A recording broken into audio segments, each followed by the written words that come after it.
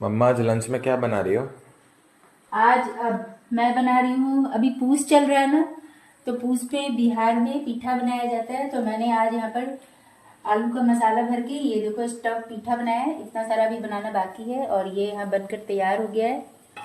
और ये दूध का पीठा बनाया है खोआ भर करके, जो कि बहुत ही टेस्टी लगता है। और ये थोड़ा सा आटा बच गया था, तो मैंने इसके अंदर थोड़ा सा डेसिग्नेटेड कोकोनट यानी कि नारियल का बूरा और चीनी डाल करके ना इस तरह से पैक कर दूंगी।